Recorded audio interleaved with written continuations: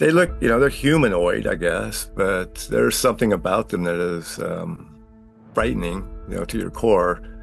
Um, and when you walk into the room, you know you're walking into someplace horrible. The world keeps lying, but he won't retreat on his quest for truth. Yeah. Truth, quest for truth. They can't stop me, they can't block me. Moving through, got that fire, they can't block me. Quest for truth, breaking chains, making waves. That's what I do. When they hate, I create. They don't hand out top secret security badges in Silicon Valley as party favors. My guest tonight says he spent years inside the machine. He claims the projects weren't just about faster chips and smarter ads, but about punching the hole straight through the veil between here and, well, everywhere else. Credentials uncheckable, the guy's a ghost. But even if there's only a chance it could be true, I still want to hear it. Way back when the QAnon thing came up, I had fled Silicon Valley and was never going to talk about anything because first of all, I didn't think anybody would ever believe me, the things that I've seen. And I didn't really want to think about it anymore.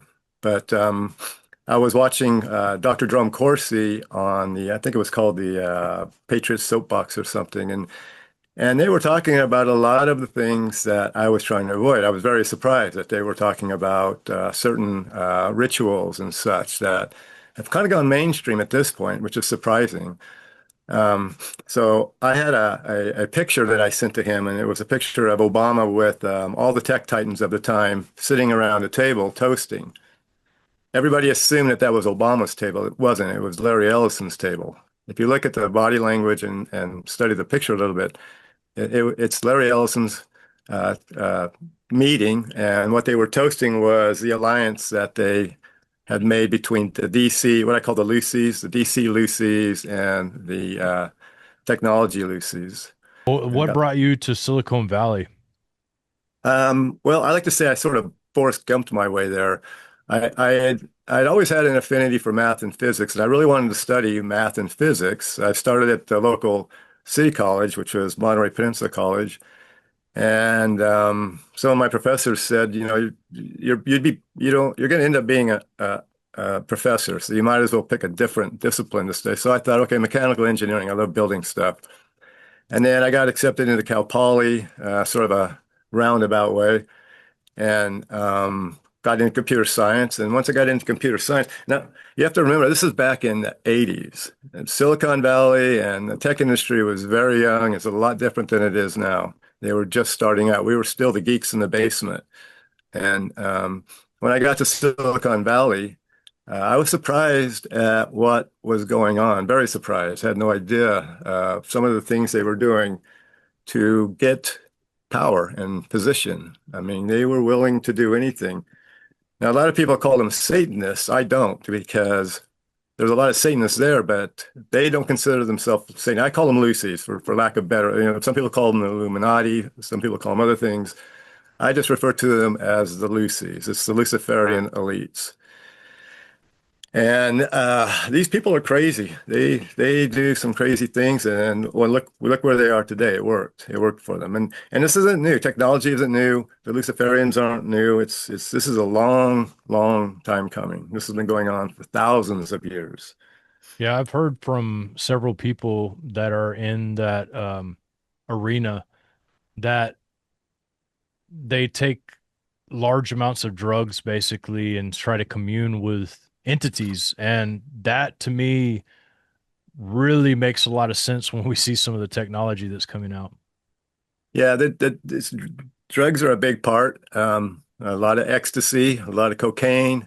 I mean, the routine is you take ecstasy to get things going, and then you take cocaine to keep it going, and then when everything's done, you want to go home, go to bed. You take Valium to go to bed. But some of these party, they could last days, days. And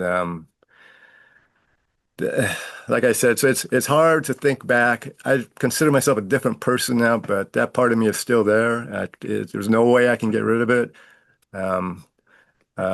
except prayer, prayer, prayer. Yeah. I would imagine that being in Silicon Valley, when did you start realizing that things weren't exactly what you thought they would be when you got there? Well, kind of right away, but it didn't seem to bother me because you kind of just go with the flow. It's not really like they set you up. So they're looking for a specific type of person, and I mean, corruptible people are easy to control. Uncorruptible people are more difficult, but uncorruptible people are what they want because those are the movers and the shakers. So they're very subtle about how this happens. You know, you start getting invited to parties, and then the parties, and then you get invited to the back parties, and then you get invited to the orgies. And a young engineer, it's easy. It's an easy trap, and pretty soon you're so deep into it that and that's why blackmail is such a big part of it because the only way to get to the uncorruptible is through blackmail. The uncorruptible, you can't buy them off with just money. They need more than that. You know, there's a lot of people in Silicon Valley that did very well. A lot of my friends. I had a friend that once got contacted me and he said, "Cregg, what are you talking about? This never happened." And I was like, "Yeah, it didn't happen to you. I mean, you did well and you can do well, but you're never gonna. I mean, I was on the billionaire path. I was heading down the billionaire path. Um, and you get to a point where you realize this is getting really, really deep, really strange. I'm punching holes in my soul left and right. How am I ever going to recover? For me, it just wasn't worth it, and it's not easy to escape. It's like a gang. They don't let you just leave. And I had three attempts to it took me three attempts to actually try to get out. And finally, I just fled. I went up north. I have a strong background with horses. I went up to the Mendocino coast to the Lost. It's called the Lost Coast up there because there's only one road in and out. And I hooked up with some horseback riding outfits so I could blend in with all the tweakers and meth heads up there. And that's where I kind of hung out for a while. And then the DOD contacted me, which was strange and a little bit concerning. It wasn't the DOJ, it was the DOD. So I went ahead and met with them, and they wanted me on a task force, and that's how I went back in. I don't write about that because I'm not sure what's classified, declassified anymore. One of the ways I knew that this wasn't real was because this Q guy was claiming that he had the highest top secret clearance you could get, which was Q, and that's not true. It's the most rare because you need a Q clearance to get into the nuclear reactors, and I worked at Diablo Canyon Nuclear Power Plant and had access. I mean, I stood over the top of the reactor before it was online, and you need a Q clearance to get that. And so when the DoD contacted me, one of the reasons was because I'm really good with technology, and I still had an active top secret security clearance. So I did that for a while. It was a task force, and we were going after, I'll just call them the Chinese mafia, who were back then they were still uh, creating chips in Sunnyvale at Intel in Sacramento, and there was a lot of strong arm robberies going on. You didn't hear about them because they were kind of trying to keep it hush hush, but a small box of wafers could be worth like $5 million. And it was very easy to go in and take and leave with them. And my job was the insider, and that was kind of fun for a while until I got injured. So that's when I finally left forever. Went to Squaw Valley, California, and started building a home. Met my wife there, and things have been going good ever since. My life has turned around ever since. It's wild, man. When you think about the path to a billionaire, when you said that, what does that look like? Let's go back according to your book. Give me an instance in this book that's a real life fictionalized instance of what that looks like on the path to a billionaire. Well, one of the things about the Billionaires Club, and I have a hard time convincing people of this because everybody has their favorite Luciferian elite that they want to give a pass to, but you don't get into the Billionaires Club unless all the other billionaires allow it. You could have $1 billion idea, but you need their resources and their support to actually, bring it to fruition.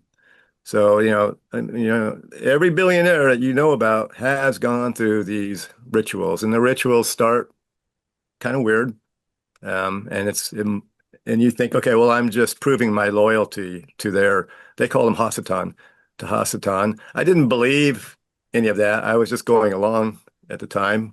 Again, I was a young engineer. I was having a lot of fun, at the time, and I was building things. You do have to work, you do have to create, and I was very good at it. And then they start flying you around to places. For example, they might fly you. They might tell you you're going to Costa Rica, and you do. You go to Costa Rica, you go through customs and all that, and then you get on another plane or a helicopter, and you go someplace else. And that's where the parties are. That's where the awful stuff happens. Once you get through all that, you find yourself being offered a position as a CTO, or see, I was offered a CTO position, Chief Technology Officer position, and at that point, you are required to get past that. You have to do the blood rituals, and the blood rituals involve picking someone that's very close to you and basically murdering them and bringing back the the death blood on a handkerchief. Mm. I wasn't willing to do that. So all these people that you talk about, I don't know, I don't really want to name names, but if you look at the past of all of them, there's a death. And that's about the time I started getting out. And I got really, really sick at one point, probably because of all the stress. But I was in the hospital. I had to have a heart valve transplant. I have somebody else's heart valve in me, which is kind of odd, kind of strange feeling. If I stop and think about it, I try not to. And it took about a year to recover. And I thought, well, this is a good time for me to kind of fade away and get out. But as soon as I was recovered, nope, they were right back at it, making me the offers, inviting me to the parties. And like an idiot, I went along. Um, and then uh, I started pulling out again, and they had me thrown into the J ward of Meritu Mental Hospital, which is the belly of the beast. And the voice I talk about in the movie helped me escape. I escaped a maximum security mental institution. I mean, who does that? Suddenly I had APB in 22 police agencies in 3 counties, and they got me out of it. Uh, to show me, what they can do. So I was back into it again. And then I started pulling out again, and I got ran off the road one evening, and went flying down the hill and broke my neck, my C2. Same thing happened to Christopher Reeves, if you're familiar with him. And in the hospital, they said, yeah, you're going to be paralyzed. And my friends were already making plans to shoot me in the head because they knew there was no way I could live in a wheelchair. But I recovered. I mean, I fully recovered. And that's when a little time after that, I realized I have got to get out of here. And it's really difficult because, I had a sailboat, 2 Harleys, $12 million portfolio, a house or a town, a flat in the Bay Area, a flat in New York, a flat in New Orleans. Drove around in fancy cars, but none of it was really mine. It was all leased in their name. So I just dropped everything and left. And what I didn't realize, one thing that helped me was when I broke my neck, I was awarded a $100,000 life insurance. So I had that squirreled away. Nobody knew about it. That was my money, and that's what I used to get the hell out of there. Mm. And so I fled and went. I've traveled around quite a bit, trying to shake all this off. Stopped contacting everybody, family and everybody. Like I said, went up north, got back into the horses, and that was very soothing for me, very therapeutic, and made the mistake of hooking up with the DOD. And, you just keep making the same mistakes. And then finally got out again, because I got injured. Um, and that was it. I'm done. I'm done with it. And then when I contacted Corsi, this was like 15 years after the fact, 10 years after the fact. That's when I decided, okay, well, maybe I will tell my story, not because I'm trying to sell books or get popular, but because nobody at that point had come out and really talked about it. what was going on. A lot of people research and do a lot of really good research. I don't because I don't want to. Um, Everything that I write about is just based on personal experience, and I do change it quite a bit just to protect a lot of people. Um, and here we are.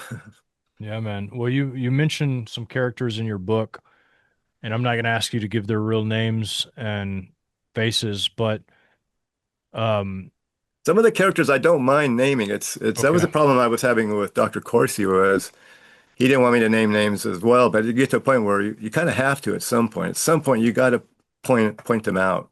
Is there any names that our listeners would recognize that you worked with? Yes. I want to give a shout out today to Nano Extreme Pain Cream. It's a pain cream that actually works. It actually goes through all 7 layers of your skin to get to the chronic pain very quickly. I love using it because I like to do things like jujitsu, bowling, and things that at my age sometimes hurt for long periods of time, but this actually works. And so, guys, I wouldn't promote it if I didn't believe in it. So there's an affiliate link in the description. You also get an $8 off coupon, or you get free shipping. So let you be the judge, let you check. Let me know what you guys think. Larry Ellison's for one. Wow. When I contacted Corsi, I said, keep your eye on Elon Musk. And back then, people knew who he was through PayPal and such. But he didn't even know who Larry Ellison was. He kind of thought, oh, you mean the old man that runs Oracle? It's like, no, Larry Ellison owns Silicon Valley. I mean, he literally owns it. He owns most of Malibu. He owns most of Lake Tahoe. He owns the entire island of Lanai. Who gets to own a whole Hawaii? I mean, a lot of people want an island, but he owns the entire island of Lanai. I shouldn't say the whole. There's one little spot that's the administrative area. That's the only thing he doesn't own. Wow. Yeah. So And we're and talking the and top guys. I mean, we're talking, he's the one that got awarded Project Stargate. Um, right. yeah. And so he'd been planning on that, for a very long time, getting to this position. They all have. They've all been planning on this, well, the situation we're all into today. This total, prison planet. How long have we had AI? Depends on what you mean by AI. I was listening to Joe Rogan and Brett Weinstein the other day talking about AI as though it's real and it has a personality. AI to me is just hard-coded thinking. It's very sophisticated. Now, some of the things that are going on behind AI is not technology. It's something else. It's there's a lot of demonic entities that are so the rituals. They do the rituals to get to the information or to get to the information that they're looking for. And some of the information that they get, they don't understand. And I think that it's done on purpose. It's a game.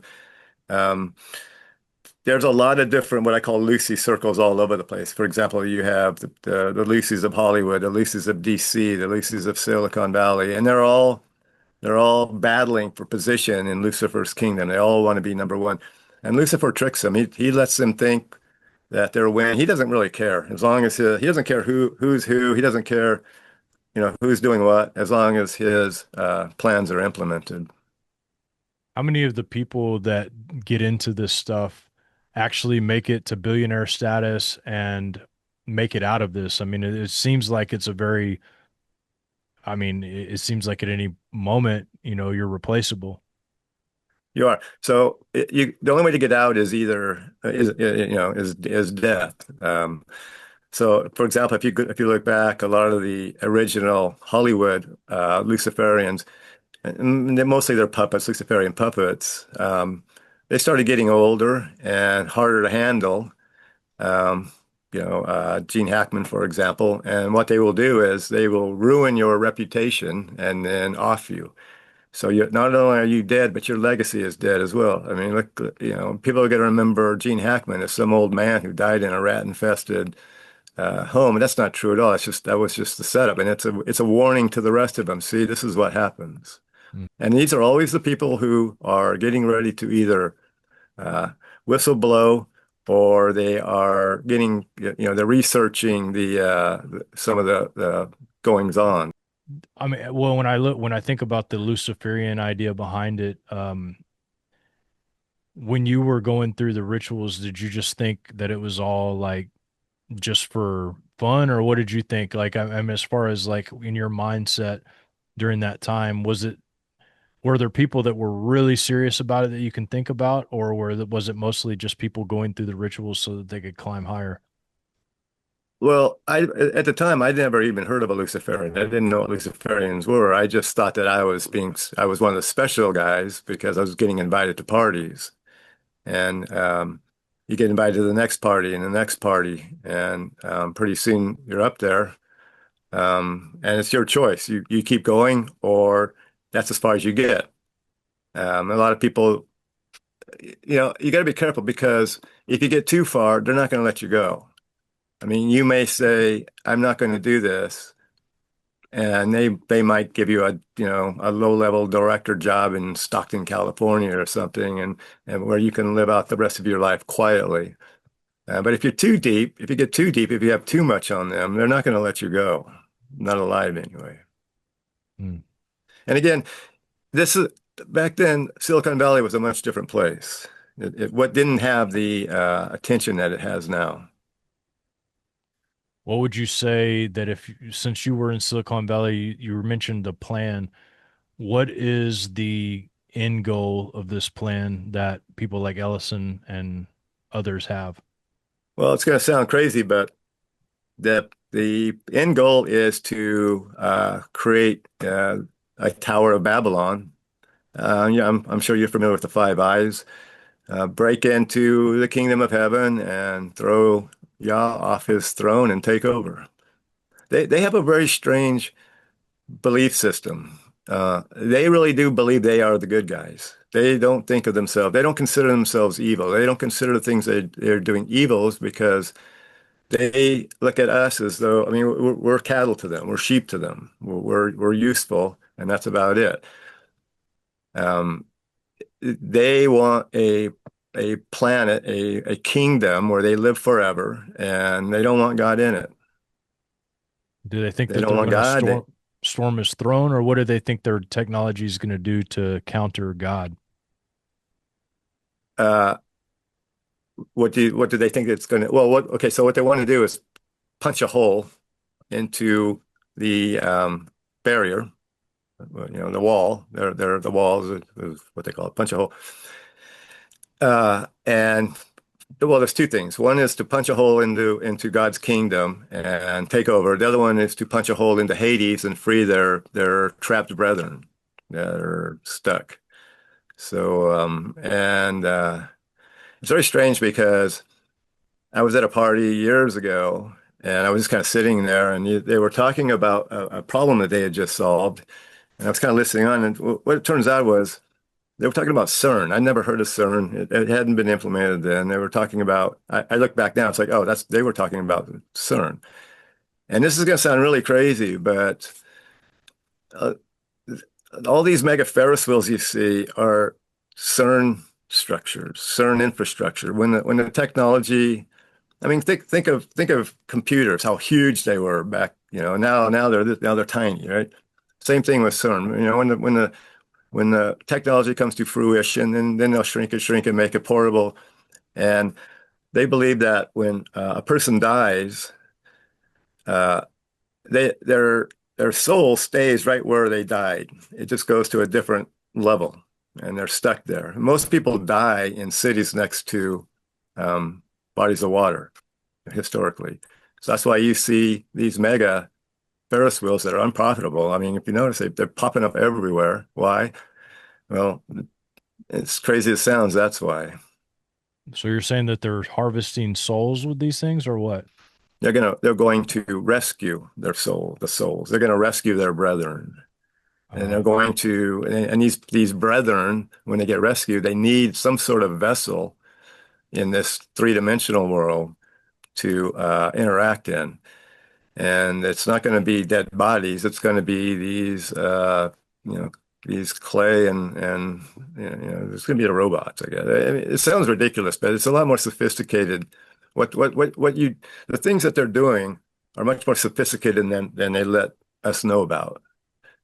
People talk about how the technology is actually 50 years ahead. Now it's a lot. It's more than 50 years ahead. Their technology is a lot further ahead than what they're letting us in on. I mean, like AI, how did AI suddenly become so sophisticated and so powerful? I mean, that's a good question. I mean, I wonder, like, you're saying these Ferris wheels, these are harvesting demonic entities. Is that what it is? I mean, I guess I don't understand quite exactly what the point of them is. Is it to harvest them so that they can be put into something else? it's to rescue them, not harvest them, but to rescue them. So a lot of their brethren have died, and they are stuck in Hades. Uh, According to them, they're stuck in Hades. So to them, when a person dies, you either go to this side of the abyss or that side of the abyss, depending on, and they think that they think that the side of the abyss that you and I would want to be on is the bad side. That that once you get there, there's really no place else to go, except for the kingdom of God. So they're going to take over that kingdom. They're not going to let us join it, when Jerusalem returns. And so they're going to free their brethren before they get cast into the lake of fire. And they're all gonna live forever in this kingdom that Yah built. I know it sounds Is crazy, but that's what they believe. It's not what I believe.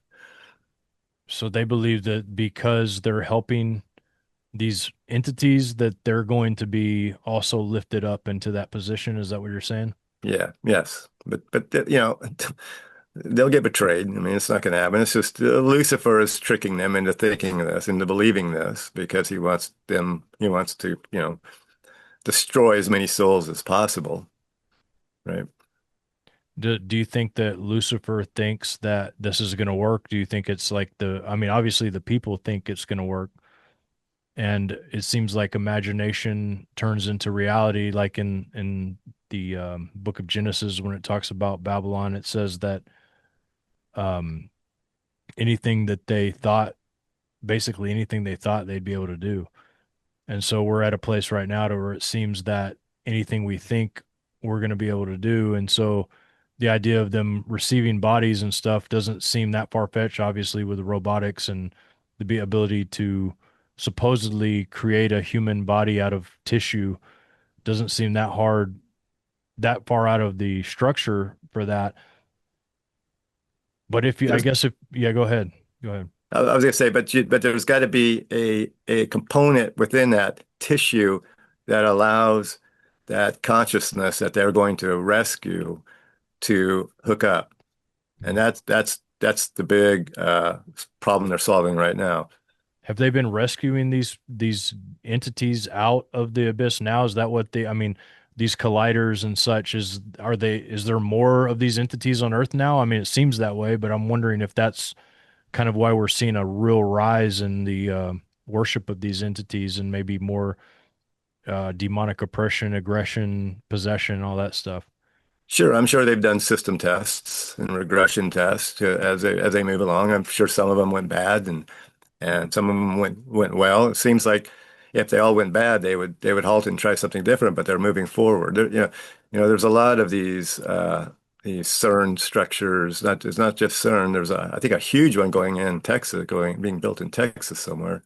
But yeah, they're building them all over the place, and then these Ferris wheels. It sounds weird. I hate talking about this because it makes me sound like an So you're idiot, but talking about Ferris wheels that like let's say in Nashville, for instance, or in not Nashville, but in Pigeon Forge area, that little island they have. Are you talking about like those huge Ferris wheels like that, or or is that like a code word for something else? no, I'm talking about actual mega wheels, the mega Ferris, like the ones in Seattle, the Eye in the Sky in London, the ones in China, the really big ones. And if you look at them, they do sort of resemble CERN structures. Hmm. And why are they building them? Why are they building all these mega Ferris wheels? I mean, who goes to Seattle to ride a Ferris wheel? It's not even profitable. I looked into it. It's losing money, but it's still there. And then people are still building them. What So is it those are about those. what is it about the structure of a Ferris wheel or a collider that brings forth entities? I don't know. I'm not that deep into that technology to understand it well enough. But I just, like I said, I heard about it. I heard these guys talking about it a long time ago, and one of them said, "Yeah, when you start seeing mega Ferris wheels, that's when, excuse me, that's when you know that we hit phase three." Mm. I don't know what the other phases were, but and I laughed it off, and then now I saw CERN. I thought, huh. That's interesting. What are they really building? And then I started seeing mega Ferris wheels, and I put the two together. I mean, this is basically my theory of how are they going to free their brethren who've been trapped in Hades, and then how are they really going to break into uh, the kingdom of God and take over? I mean, they tried it before, Nimrod, and yeah, I came down and screwed it all up for them, and they've been trying to, find all the pieces, find all the plans, and they're getting there. They seem to be getting there. How many, you said they were talking about phase three. How many phases did they speak of, or do you know? I don't know. They were saying the third phase, the third and final phase is With the third and final phase, so three phases. And so their plan is now. This is their time to shine then, huh? yeah. It sounds like they're getting very close, but you know, Yah's not going to allow this. You know that. They think that they can do it. They think they're the good guys. They think that Hasatan. So they have this idea. It's sort of like the Mormons. They have this idea that Yah and Hasatan are brothers. Yah's the bad brother who's the mischievous one, and Hasatan is the good guy.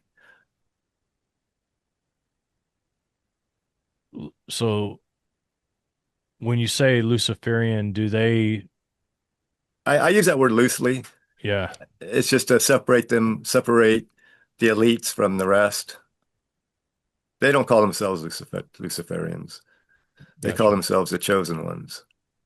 Do they believe that they're different than Satanists, or is that Mhm. okay? Yes, they do. They don't respect Satanists. They keep the Satanists around as groupies. Every party I went to, there's always a group of Satanists. And the idea is if something goes wrong with one of the blood rituals, they'll just blame it on the Satanists. It was a satanic ritual that went, and you see that a lot. And there'll usually be three of them involved, like the Tennessee Three and a few other. I catch them here and there. It'll come across my desk, my as and it's like, oh, there goes another one. I know what's going on. I know what they did. Mm. And then the other thing, the Golden Age and the androgyne agenda, they believe that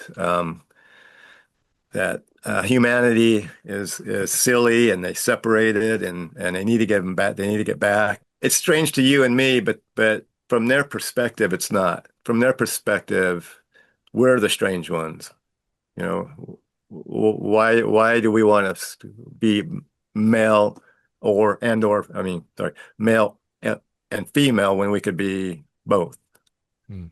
And once you have both, I mean, they believe that the original, it's funny, they believe a lot of what's in the Bible, but they apply it to themselves. Do they believe they're doing good? Yes, they do. So They so they believe that think that they think they're right according to the Bible, or they don't like the Bible. they think they're right according to their Bible. Um, and they've put out quite a few Bibles that sort of to throw us off. But I mean, they believe in the garden. They believe in Adam and Eve, but Adam and Eve were one entity. And when Adam got cast out of Adam, got cast out of the garden, that's when he was separated. So the Eve from the rib was in that feminine part of that entity being created, but there was no separation. It was So they want to go one back to entity. that. They want to go back to Yes, that one entity versus the separation of right. male and female. Hmm. So they also believe that there are not multiple universes and there are not multiple dimensions.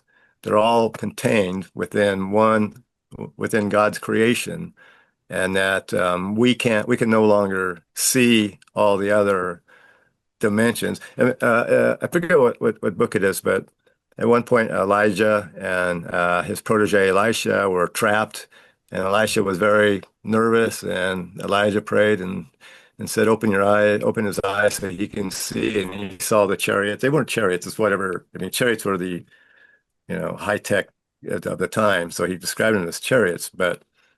It's not that God opened the skies so he could see. He just opened his eye, opened Elisha's eyes so he could see. So they're always there. Yeah. They're always there. There's these other, we call them dimensions, but these other, well, I guess I'll just stick to the word dimension. I don't know what else to call them, are always there, above and below. You know, And the eyes can only see so much anyway. I think the less than 10% of what's in front of us we can see with our eyes. So that makes a lot of sense that they're always there. Maybe the ability for them to tap into, what would you say that there's, if you witnessed this, what was the way that they chose to tap into that side of things and receive information? through the rituals, through the blood rituals. And the blood rituals really don't really have anything to do with getting it. It's just showing loyalty. It's sort of like a price to pay. Did you witness If somebody like receiving information through these things? um yeah, but I really don't want to go into too much details. I have seen some strange, awful things Yeah. that I have a hard time. I didn't even really write too much about it in the book. I was supposed to write a follow-up book, but I'm not going to. It's too hard. It's too difficult. I'm Yeah. And I, 65 years old.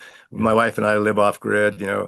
We spend our time just hanging out up here, worshiping creation, and that's about all I need to do at this I point. understand that. And I'm not trying to implicate you. I'm just wondering, like, was there a presence felt? Like, is that something that it was, or was it just like, boom, the ritual would happen, you go about your way, no big deal.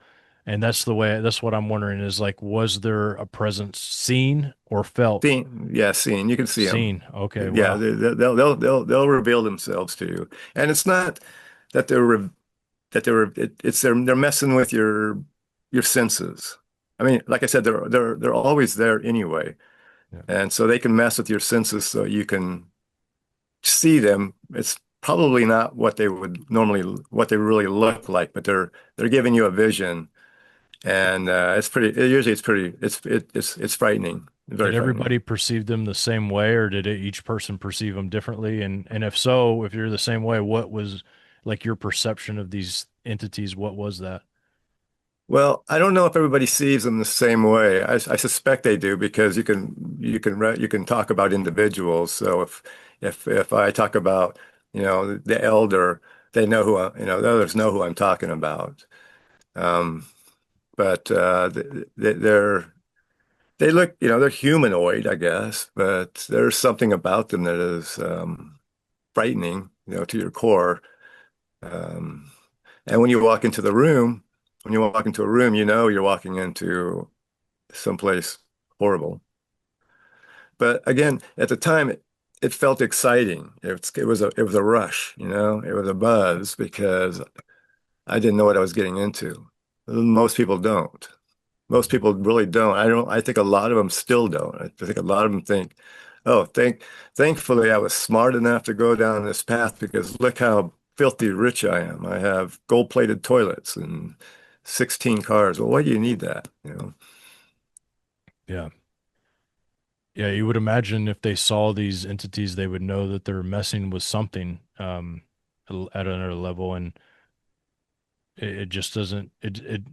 I guess, in a way, when you see that this is the level of interaction that these people and the entities have, it doesn't really. When you look at, I guess, all the technological wave that we've had, it definitely seems like there's a co-op together.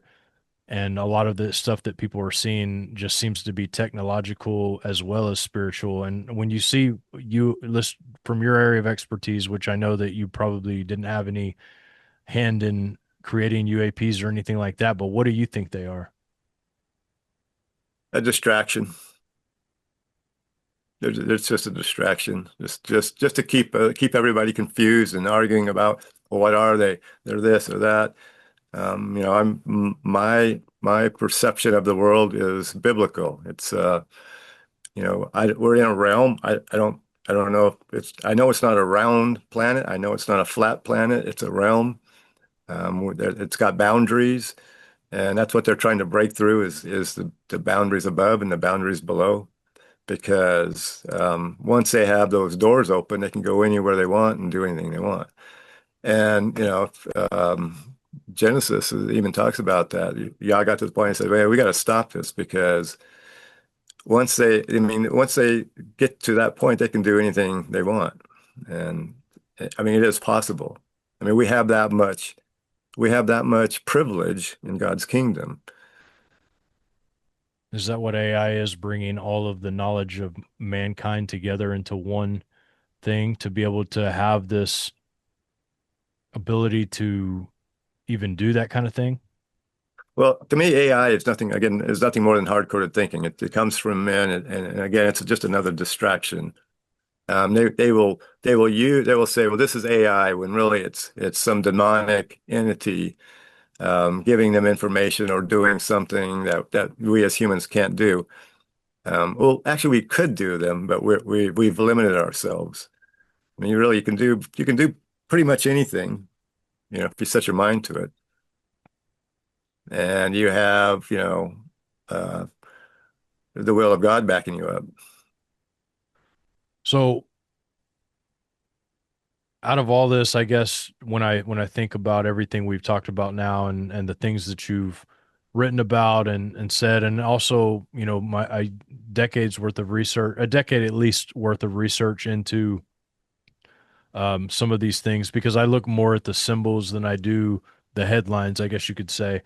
And when I Hmm. see things like Project Stargate, I know what that means. I know what that is all about. It's about bringing, if you've seen the movie Stargate, which I think that's why they chose the name, it's about Hmm. literally going into a realm and defeating an entity, and that's what it's about. And so when you hear the term Stargate, give a little background on what that is. I mean, what is that? Is that what we're talking about here? Because the symbols seem to point to that. Yeah, I think what I haven't looked too much into Stargate, but again, it's they're cloaking what they're doing with something that is supposedly going to be good for us. So that's why to keep us from protesting too much, they will say, "Oh, but this is a good thing." What we're doing is a good. It's kind of like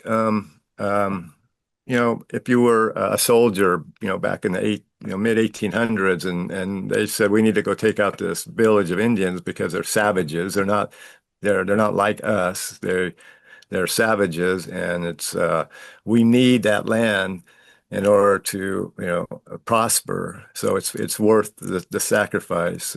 But really, what they're doing is they're just wiping people out. I mean.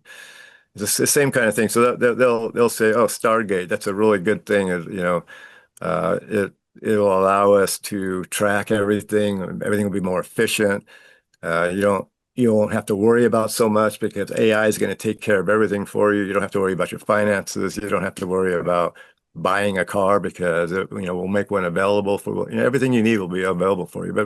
But then behind this curtain, they got this other thing going on, and the other thing is breaking into heaven and breaking into hell and taking over. Yeah, so a fitting name, I think, if that's what it's about. And like I said, connecting these giant server spaces and all of that. I mean, we're talking about trillions of dollars into these things. Um, I guess my question is, how big of a part do these giant servers play into their game? Well, to me, I'm a little bit confused about that because they really don't need money. They don't really need the money to do what they're doing. I think that they are using money saying, okay, well, we have all this money. We need trillions of dollars to build these servers so that we can do these great things. And you guys are going to just have to tighten your belts a little bit and suffer a little bit in the meantime. But it's a way of keeping us down, keeping us distracted, keeping us poor and desperate. They're printing money. They could do anything they want. They But don't need they. they're definitely building them though, because I know they built one in northern Indiana here, and it's going to use more power than the whole state.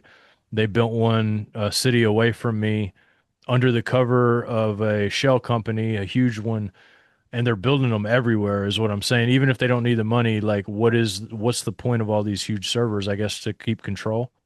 Oh no, they need power. They need the power in order Yeah. to do these things. They can't conjure up the power on their own. They need power that's already here, and they need to redirect it to their use. The electrical universe, right?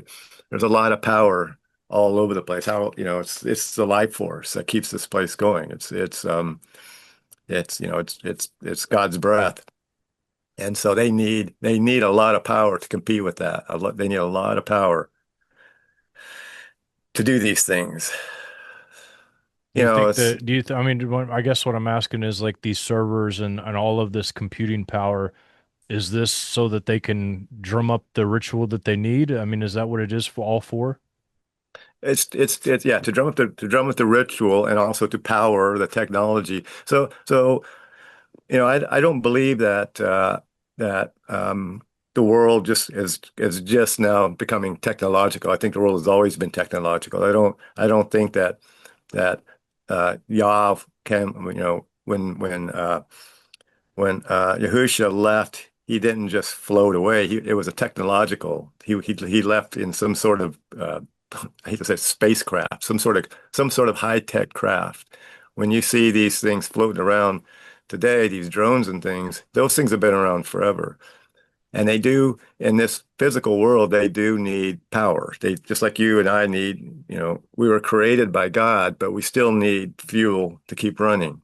If we don't eat and drink, then our systems start failing. Same thing with them. They need a lot of power. And also, if you guys are looking for this book, Silicon Satan, we'll put the link in the description here for you. But Cregg, what else would you have to say to the audience before we go? Well, if I have any message, it's don't believe anything that they're telling you. If the billionaire clubs are telling you something, it's not true. And they're talking about the golden age, that's something else. They're talking about, your life will be better if you don't own anything. None of that is true. They have an agenda that they've been working on for thousands of years. And from my perspective, and I'm not an expert on it, I don't research it. I tried to walk away from it. I really don't care anymore. I'm just trying to live my life up here in the mountains. But I feel compelled to speak out, and warn people that you're being lied to. You're being lied to about everything, everything. And again, a lot of people want to give their favorite Luciferian celebrity or elite a free pass, and they got to stop doing that. You can't say, "Oh, well, not him. He would never do that." Yes, he did do that. He wouldn't be there if he didn't. Believe me, he would not be there if he didn't. There are no there are no back doors. You got to go through the main gate to get there. The world keeps lying, but he won't retreat on his quest for truth. Yeah. Truth, quest for truth. They can't stop me, they can't block me.